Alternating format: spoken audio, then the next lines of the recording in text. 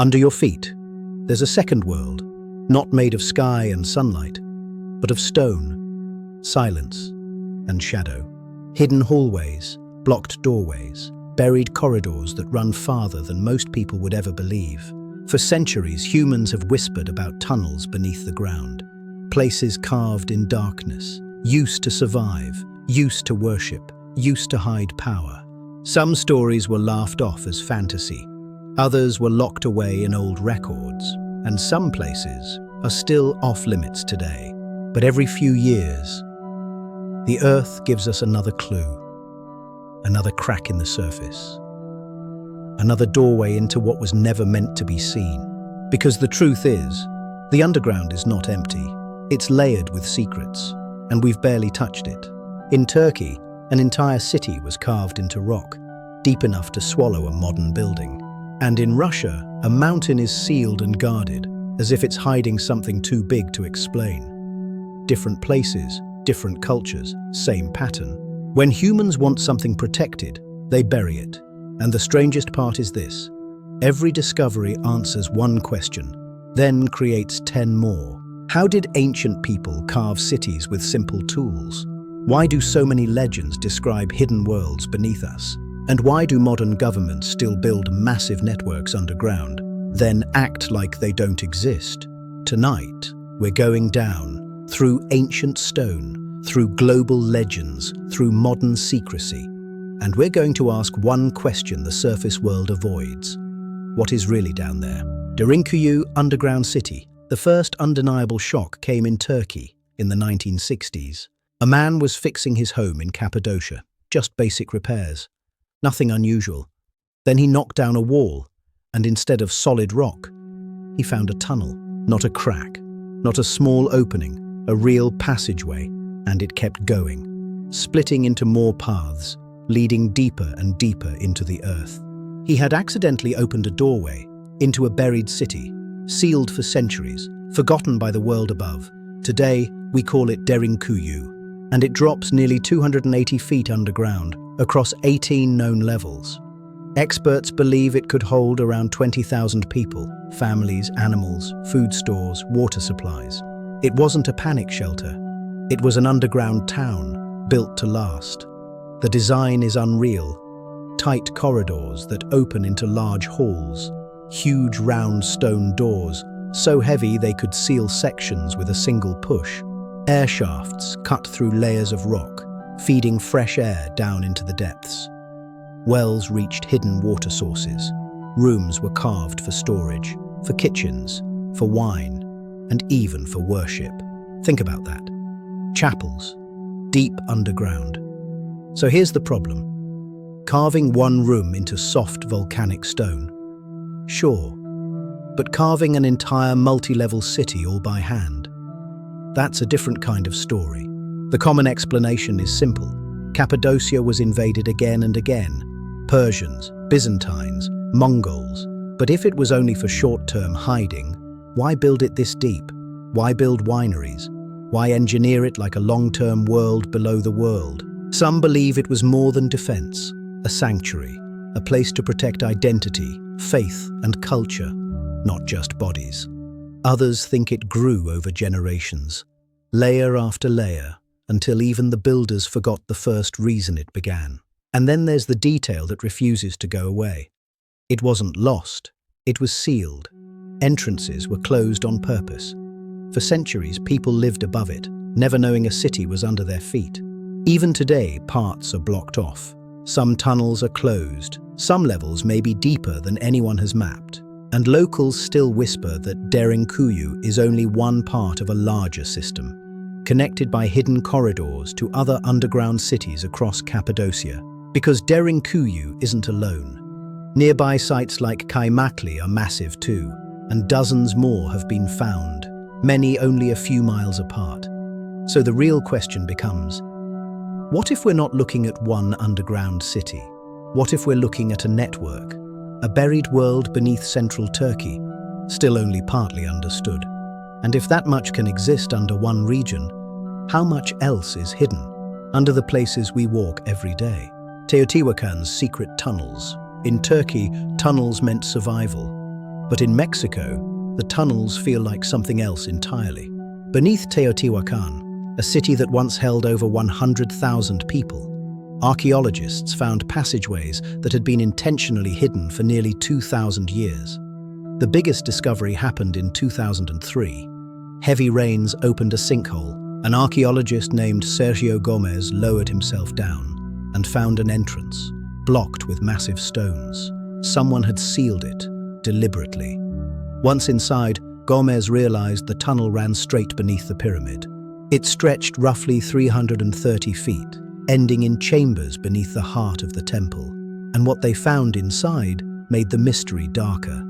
Offerings everywhere. Jade, shells, strange figurines, thousands of objects placed with care. But the most disturbing discovery was liquid mercury, a shimmering pool, glowing under torchlight like a river of silver. Mercury is toxic, rare, hard to extract. So why would an ancient culture haul it underground and seal it away? Some researchers believe it was an underworld river, a boundary between life and death. Others think the tunnel was built like a cosmic map, a sacred world below, mirroring the universe above. The walls were lined with minerals that would sparkle in firelight. This wasn't a refuge. It was a constructed underworld, a ritual space, a place people entered to become something else.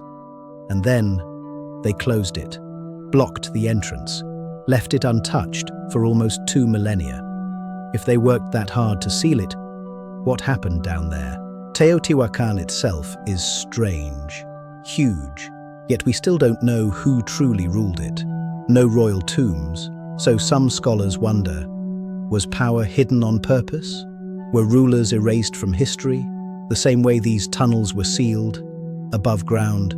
The city was built for everyone to see, public power. Below ground, it was secrets, ritual, darkness. Chavin de Huantar tunnels.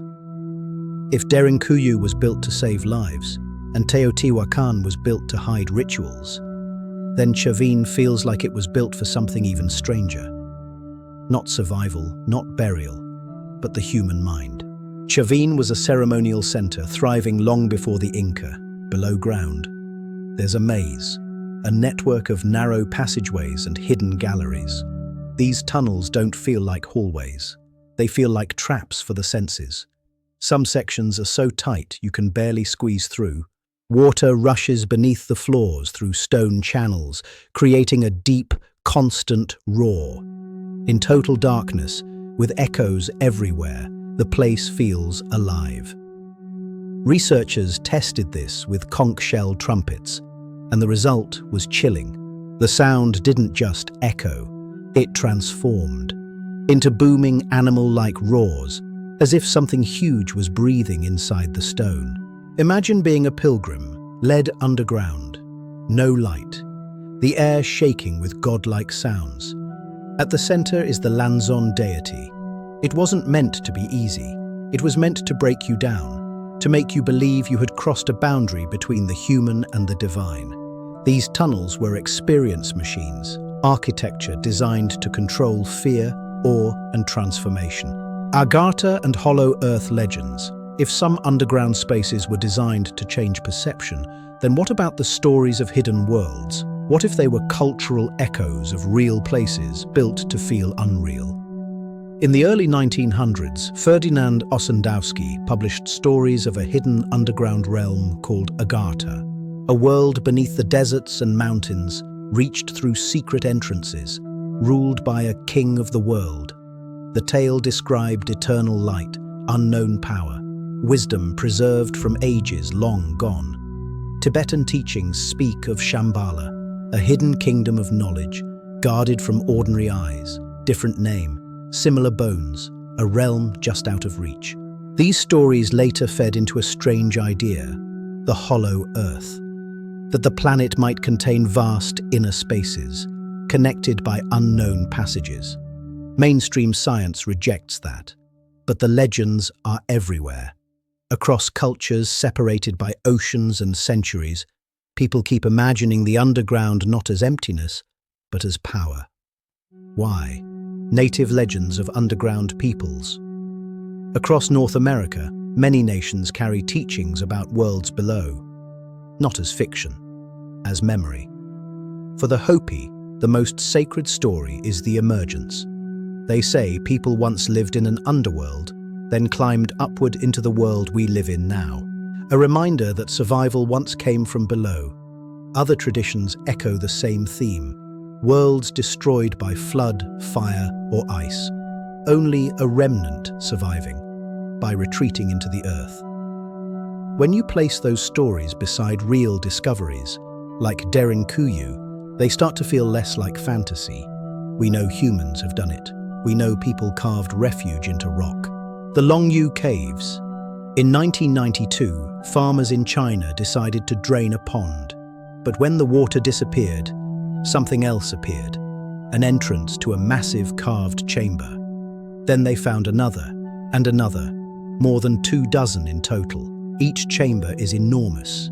High ceilings, wide halls, walls covered in uniform chisel marks, as if a workforce carved them with strict precision. And here's the terrifying part. There are no records, no local stories of their construction. It's like someone cut a giant wound into the earth, then erased every trace of how it happened. Around 1 million cubic meters of rock were removed. Even today, that would be a huge project. With ancient tools, it feels unreal. So what were they for? Quarries, tombs, ritual sites. No clues. None. The Mammoth Cave System. In Kentucky, nature carved something so massive, it's hard to grasp. Over 420 miles have been mapped, and explorers believe that's only part of it. Corridors branch like veins, chambers so large they feel like underground cathedrals. Ceilings vanish into darkness. Every footstep echoes like it belongs to someone else. Secrecy underground isn't only human. The earth itself creates hidden realms. China's underground Great Wall. In northern China, a modern underground network exists on a scale that feels unreal. Reports link it to strategic missile forces, entrances hidden in hillsides, blast doors disguised by terrain, reinforced corridors wide enough for missile transport vehicles, connecting storage areas, launch sites, and command centers. The logic is cold and simple. If weapons are hidden below, they survive. And if they survive, they can respond. When the stakes are highest, power goes below. Mount Yamantau. In Russia's Ural region stands a mountain that looks ordinary, until you ask the wrong questions. For decades, satellite images have pointed to something hidden inside. Heavy excavation, entire worker towns built nearby. When people asked what it was, they got a different answer every time. Mining, storage, a food depot. But none match what was seen. Infrastructure suggests a massive underground complex, built for nuclear survival. Mystery exists here because it is actively being hidden. Phil Schneider and the Dulce legend. A self-described geological engineer who claimed he worked on deep underground construction projects in the United States. He didn't just claim tunnels existed. He claimed there was a hidden facility near Dulce, New Mexico, research centers hidden from the public. But his most shocking claim was this. He said workers broke into a cavern occupied by non-human beings. He claimed it turned into a firefight, that many died. Base with restricted levels, strange experiments. A world beneath the surface that the public would never accept. There is no verified proof. Critiques point out inconsistencies. But the legend survives, because we already know governments build underground in secret. We already know huge projects can exist with little public detail. After Schneider's death, ruled as suicide, some believed he was silenced. Whether the story is true or false, it reflects something real. The underground is where we hide what we fear, what we protect, and what we don't want questioned. We've traced tunnels across the world, from cities carved for survival, to ritual underworlds sealed in stone, to modern networks built for weapons and power. Some are open, many are restricted, and countless more are untouched because their entrances were forgotten or sealed on purpose. So now the question is yours. Do you believe underground legends are just stories? Or do you think they echo truths no government would ever admit? How much of our past and how much of our present is still buried beneath our feet? Tell me what you think in the comments. Your theories shape what we dig into next. Subscribe and turn on notifications. The next story might be even deeper. Stay curious. Thanks for watching.